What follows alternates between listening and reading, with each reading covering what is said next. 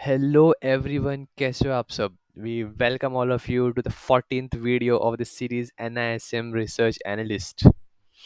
तो गाइस, हम एक नए टॉपिक को हमने शुरू किया है, प्राइमरी मार्केट। लास्ट वीडियो में आपने देखा होगा, तो उसमें हमने प्राइमरी मार्केट को बहुत अच्छे तरीके से समझा था, क्या होता है वो।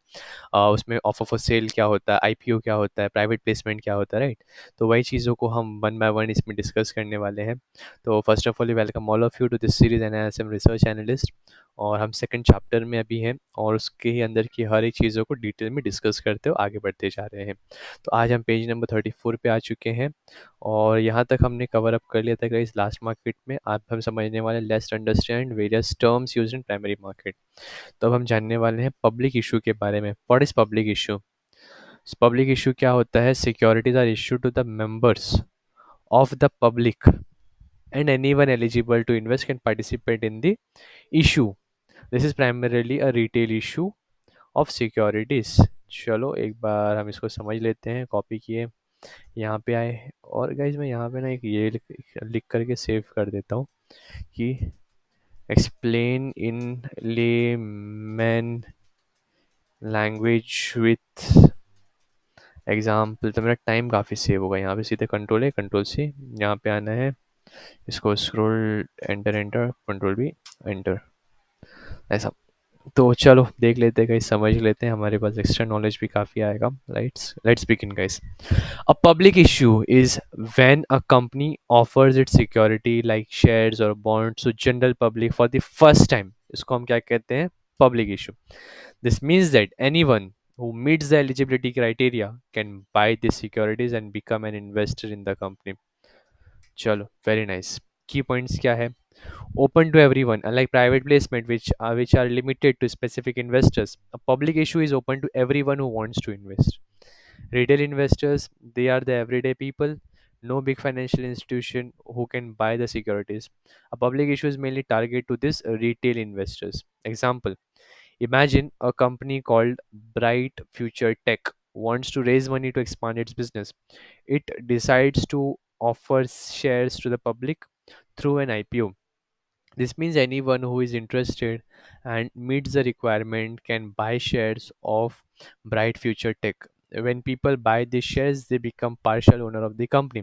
If you have the saving account and you are interested in investing in company, you can buy shares of Big Future Tech during this public issue, making it an opportunity for regular people, retail investors, to invest in new company and potentially earn profit if the company grows and does well. Simple guys, इसे हम कहते हैं public issue. इसमें कौन target होते हैं? Retail people target होते हैं। ओके, तो ये पॉइंट था। इसमें कोई भी इन्वेस्ट कर सकता है गाइस। ओके, नॉट ओनली बड़े इन्वेस्टर्स, छोटे इन्वेस्टर्स भी इसके अंदर पार्टिसिपेट कर सकते हैं।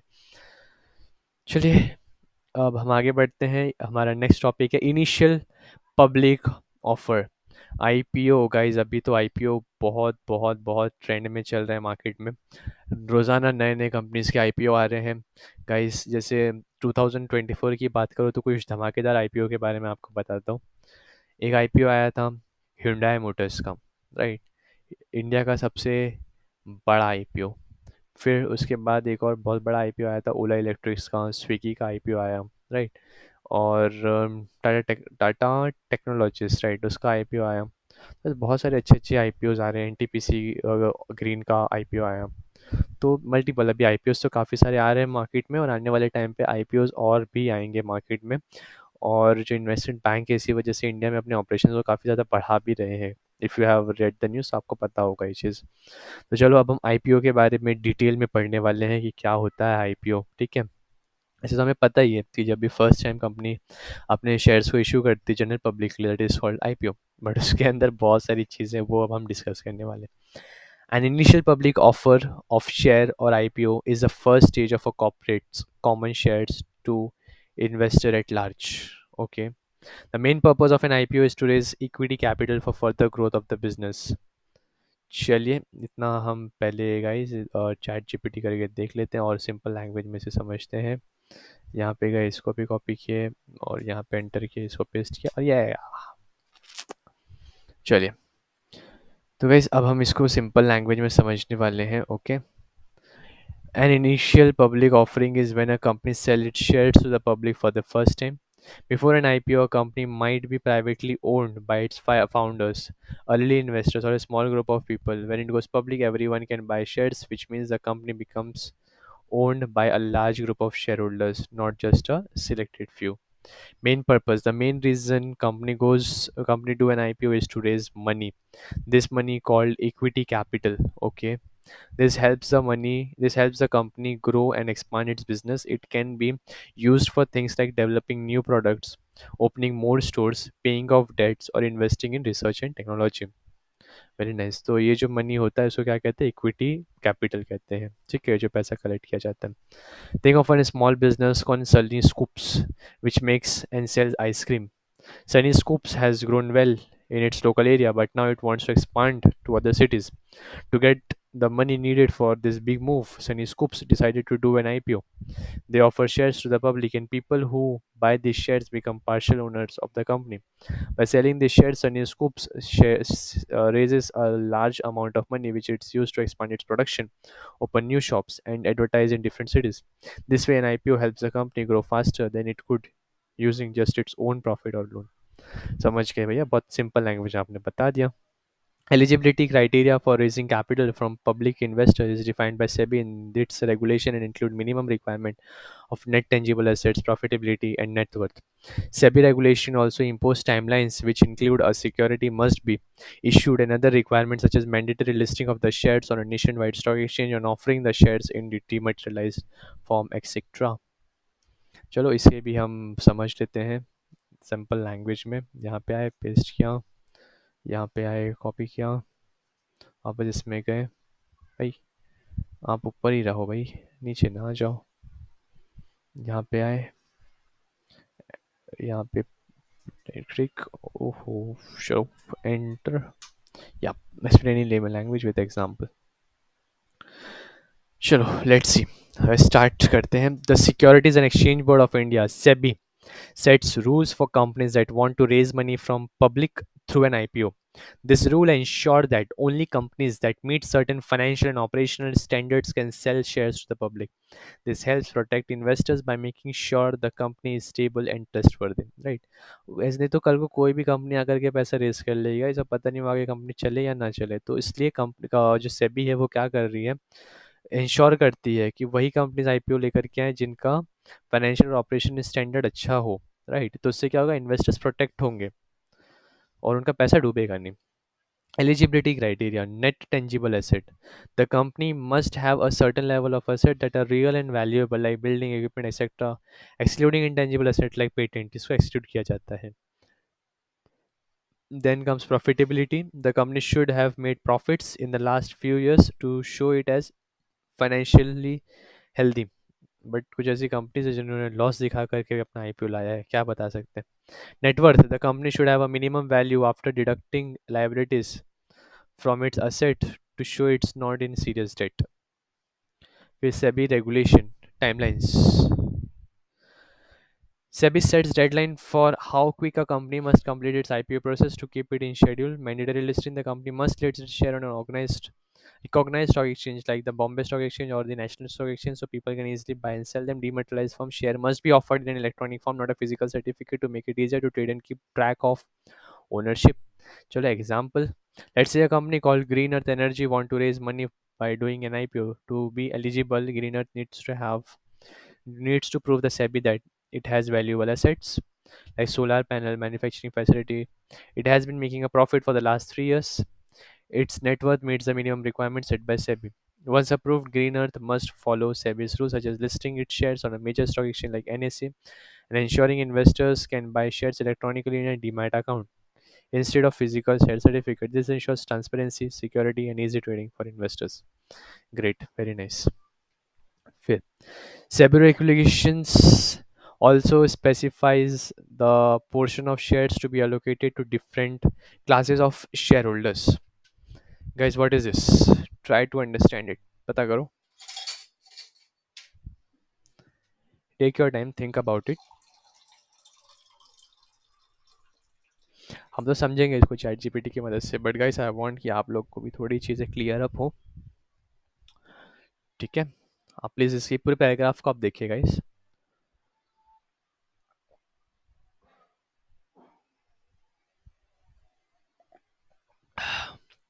वो समझ में आया?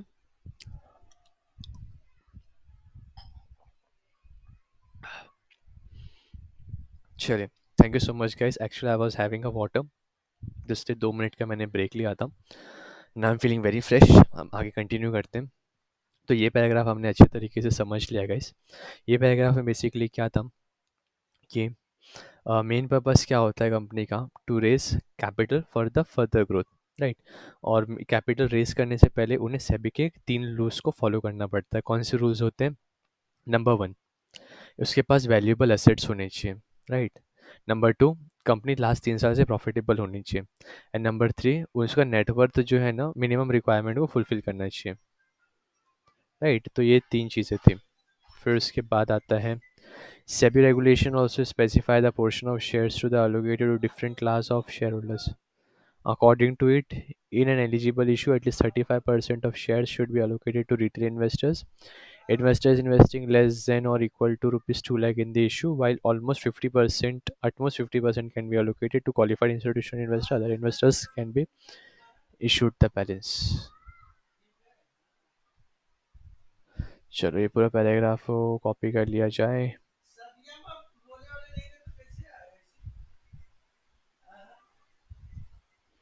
कंट्रोल सी, यहाँ कंट्रोल सी।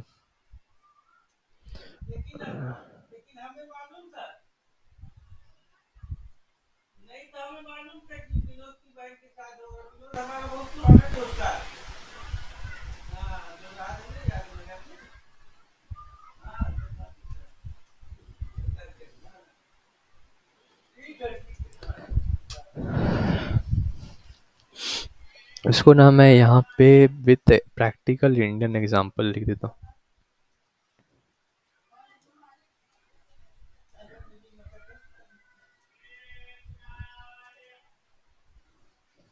चलो,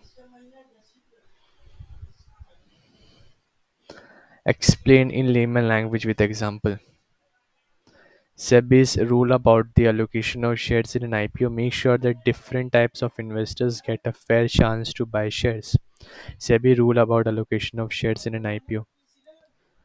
SEBI rule about allocation of shares, ठीक है। allocation of shares SEBI के कौन से rules हैं? So these rules help protect smaller investors by ensuring they get a portion of the shares in the IPO, while also giving room for large more professional investors. तो सेबी को चाहिए कि इसमें smaller investors को भी investment करने का मौका मिले और लार्ज इन्वेस्टर्स को भी इन्वेस्टमेंट करने का मौका मिले। तो चलो शेयर एलोकेशन की रूल एक बार देख लेते हैं। Retail investors, retail investors, these are everyday people who invest a smaller amount of money less than or equal to 2 lakh rupees. Retail investors कौन कौन है? वो होते हैं जो less than 2 lakh rupees invest करते हैं, ठीक है। everyday people who invest smaller amount of money less than or equal to 2 lakh rupees. SEBI requires that at least 35% of the shares in an IPO must be aside for them. तो SEBI को चाहिए कि IPO का 35% जो amount है वो retail investors को चाहिए। फिर क्वालिफाइड इंस्टीट्यूशनल इन्वेस्टर्स जो होते हैं ना, they are large investors like banks, mutual fund, insurance company, they can get up to 50% of the shares in an IPO, ठीक है। 35% रिटेल इन्वेस्टर्स को जाना चाहिए, 50% जो है वो क्वालिफाइड इंस्टीट्यूशनल इन्वेस्टर्स को जाना चाहिए। Other investor, this category include high net worth individual HNI and other who don't fall under the above two category, they can allocated the remaining shares. मतलब 85% चला गया, बचा हुआ जो 15% है वो अदर कैटेगरी है जैसे HNI वगैरह, इनको जा सकता है। तो अलोकेशन ऑफ शेयर्स के ये रूल्स थे क्या? 35% रिटेल इन्वेस्टर्स को जाना चाहिए। रिटेल इन्वेस्टर्स कौन है? जो less than 2 lakh rupees invest करते हैं IPO में, ठीक है। 2 लाख रुपीज़ से ऊपर इन्वेस्ट करते हैं, they comes under high net worth individual. और जो 50% है वो इनको जा सकता है, banks, mutual fund, insurance company, basically qualified institutional investors को। चलो, let's say sunshine retail limited is launching an IPO and is offering 10 lakh shares. According to SEBI regulation, retail investors must give at least 35% of the shares, which means at least 3,50,000 shares must be aside for them. Qualified institutional investors, QIBs, can get up to 50%, so they can get a maximum of 5 lakh shares. right? Remaining 1,50,000 shares can be distributed to other investors like high net worth individuals or additional institutional buyers. This rules helps ensure that smaller investors have a fair opportunity to invest in new IPO and prevent larger institution from taking all the shares. Great, very nice. फिर, in 2009, SEBI also introduced the concept of anchor investor. Anchor investor means a qualified institutional buyers who makes an application for a value of 10 crore rupees or more in a public issue made through the book building process. Anchor investors can allocate up to 60% of the portion allocated to the QIBs.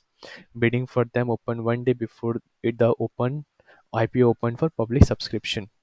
चलो एक बार हम इसको भी guys एक layman language में समझ लेते हैं with the help of chat GPT. Copy किया हमने इसे, पेस्ट किया हमने यहाँ पर, ये हमारा प्रॉम्प्ट हमने कॉपी किया कि explain in layman language with real Indian example. चलो यहाँ पे गए और ये हमने पेस्ट कर दिया. Just wait for 2 minute guys. ये एंकर इन्वेस्टर वर्ड को आप ध्यान रखिएगा, ये बहुत ही इंपॉर्टेंट है, आगे जाकर भी कई जगह पे ये वर्ड यूज़ होगा. तो an anchor investor is type of qualified institutional investors. Okay, QIB होते हैं ये भी. तो QIB वो कितना जा सकता है, उनको मैक्स 50% जाता है. तो anchor investor is type of qualified institutional investor that play a special role in an IPO. They are usually large, well-known investors like big banks or mutual funds that commit to buy a large amount of shares in the IPO before it opens to the general public. This helps build confidence in the IPO and attract other investors to participate. Key points about anchor investors. क्या है key points? Minimum investment. An anchor investor must commit to buy at least 10 crore rupees worth of shares in the IPO. अगर 10 crore rupees जो invest कर रहा है वही anchor investor का हो जाएगा. मिनिमम इन्वेस्टमेंट उनका 10 करोड़ का होता है. रिटेल इन्वेस्टर जो 2 लाख से कम इन्वेस्ट करते हैं. एंकर इन्वेस्टर जो 10 करोड़ तक का मिनिमम इन्वेस्टमेंट करते हैं. Allocation. They can be given up to 60% of the portion of shares reserved for QIBs. This means if 50% of the IPO shares are reserved for QIB, the anchor investors can get up to 30% of the total shares offered. Okay. मतलब guys देखो, ये तो starting का ये जो है ना, क्या 35, 50 और 15 ये स्टैंडर्ड है. 35% रिटेल इन्वेस्टर्स को जाएगा, 50% QIBs को जाएगा यानी क्वालिफाइड इंस्टीट्यूशनल बायर्स को, और रिमेनिंग जो है HNI इन्वेस्टर्स वगैरह इनको चला जाएगा. तो जो 50% वाला जो थिंग है ना, वो 50% के अंदर. Okay, given 60% portion of the shares reserve for. तो मतलब ये जो 50% वाला शेयर है इसके अंदर उनको 30, मतलब कैसा है ना गाइस, 50% वाला जो शेयर है. चलो ये वाला एग्जांपल मैं वापस आपको ले चलता हूँ, यहाँ पे आपको इजी वे में समझ में आएगा. ये देखिए गाइस, क्वालिफाई ये जो कंपनी है क्या नाम है, सनशाइन रिटेल लिमिटेड. ये 10 लाख शेयर का इसने IPO इशू किया था. तो 3.5 लाख शेयर का रिटेल इन्वेस्टर्स को, 5 लाख है क्वालिफाइड इंस्टीट्यूशनल बायर्स को. तो ये जो 5 लाख शेयर्स है ना, इसके अंदर का ये 5 लाख का 60% जो है, इतना तक एंकर इन्वेस्टर्स ले सकते हैं. ओके, मैं आपको मोबाइल पे जैसे एक बार कैलकुलेट करके बता देता हूँ कि 5 लाख का 60% कितना होगा. तो गाइस 5 लाख, ओके, का 60% यानी 5 लाख में से 3 लाख के जो शेयर्स, 3 लाख शेयर्स जो है वो हम एंकर इन्वेस्टर्स को दे सकते हैं. 50% के अंदर जो है उसके अंदर का 60% वो ले सकते हैं. दैट इज सिंपल मीनिंग ये है. They can be given up to 60% portion of the shares reserve for QIB. This means 50%. If IPO shares are received, thank you, anchor investors can get up to 30% of the total shares offered.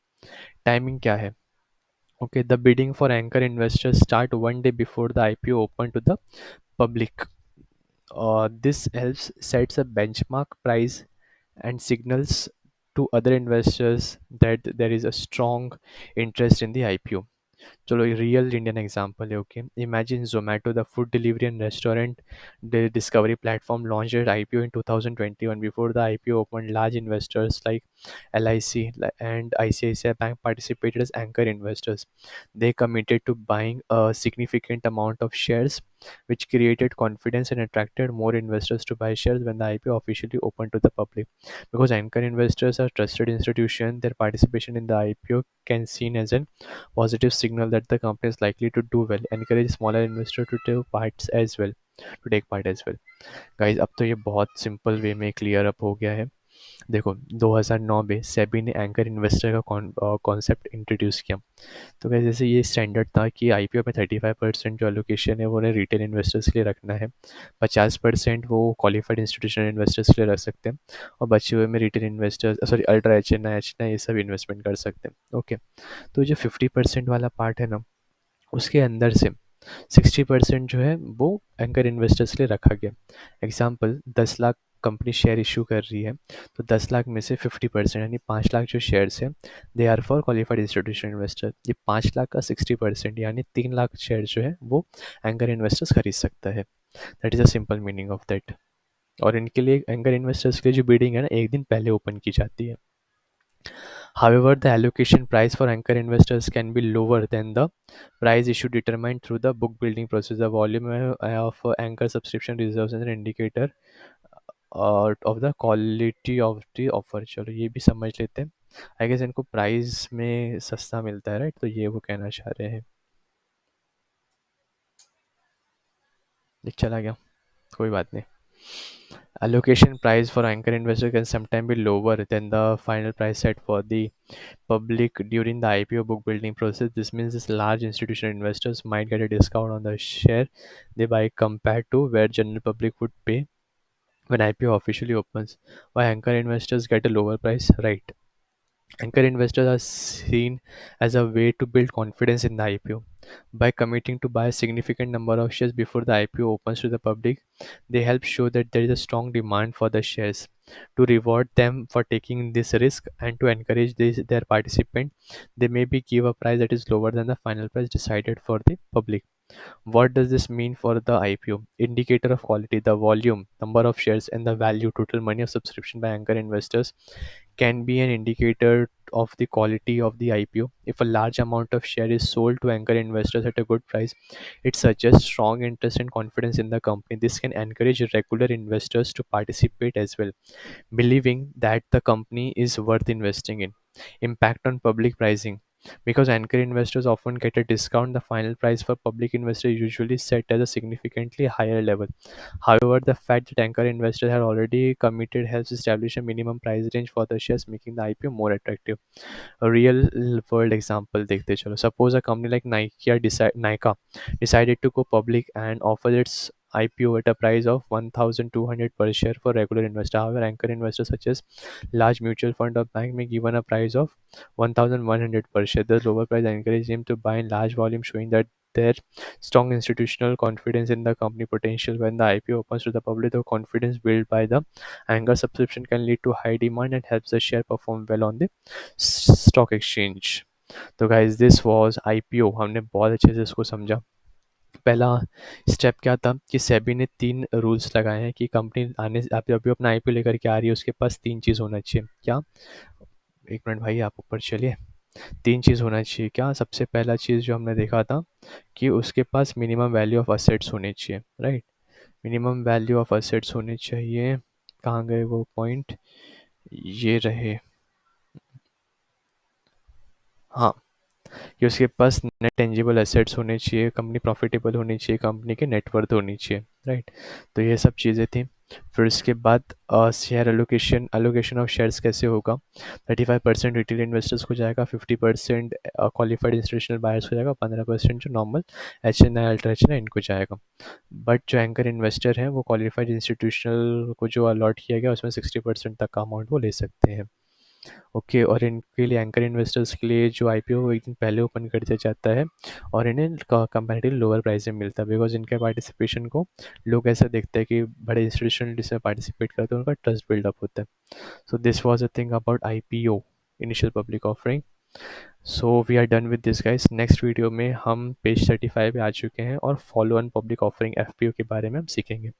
Thank you so much for your precious time guys. Have a wonderful day ahead. Bye bye.